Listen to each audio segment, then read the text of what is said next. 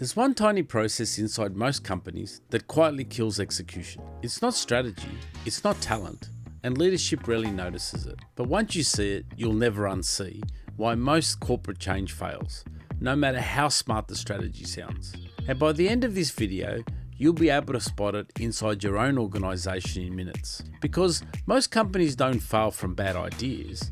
They fail because nothing actually changes on Monday morning. If you've ever left a meeting thinking we talked a lot but decided nothing, agreed with a strategy and still worked the same way, watched a great idea die slowly in approvals, this video isn't about motivation, it's an explanation about all these things above. And it starts with a simple but uncomfortable truth. Strategy lives in documents. Work lives in behavior. Every company does this. Leadership defines a new direction, a deck is produced that explains the vision, town halls align the organisation, managers are told to cascade the message. And yet, meetings stay the same, decisions stay slow, risk still feels dangerous, silence still feels safer than honesty. Not because people disagree, but because behaviour follows systems, not intent. Here's the mistake companies make. They assume understanding creates change. It doesn't. Ease creates change. And this is where most professionals quietly feel stuck because they're asked to act differently inside systems that punish it. And this problem has a name. This idea comes from the book Atomic Habits. But we're not talking about personal habits. We're talking about organizations. Here's the translation. Strategy equals what the company wants. Processes equal how work actually moves. Habits equals what people repeat without thinking. And the core principle still applies. You don't rise to the level of your strategy. You fall to the level of your processes. Companies don't execute strategy. People execute habits. So when leaders say we need to move faster, we need more ownership, we need innovation, but the processes stay the same, nothing changes. And this is where things get uncomfortable. Corporate habits are invisible but powerful. They show up as who speaks first in meetings, how bad news is handled, whether decisions require consensus or courage, how long alignment really takes. These habits aren't written anywhere, but they decide speed, accountability, psychological safety, innovation. If you've ever wondered why culture doesn't change after leadership announcements, this is why. Culture isn't what's stated, culture is what's repeated. And repetition doesn't respond to speeches, it responds to process design.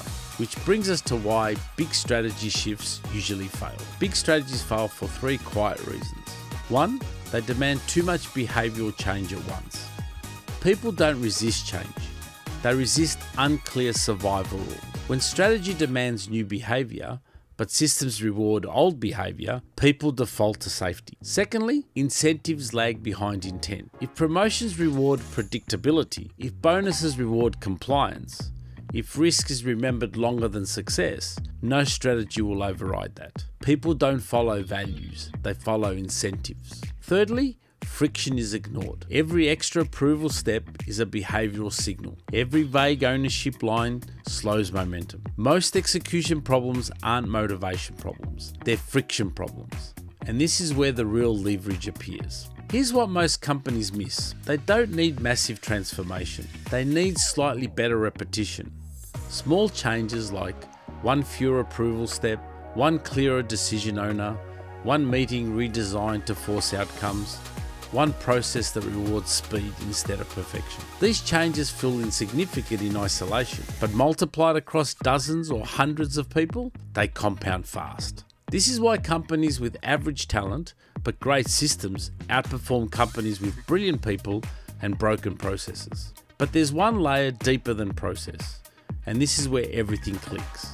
Every organisation has an identity, even if it's never stated. We're cautious, we don't rock the boat, we value precision over speed. This identity silently answers, how do people like us behave here? And here's the insight most leaders miss. Identity does not change through messaging. Identity changes after behavior changes. You don't tell a company it's innovative, you redesign one process that makes experimentation safe. Then identity follows. And now, remember the question from the beginning?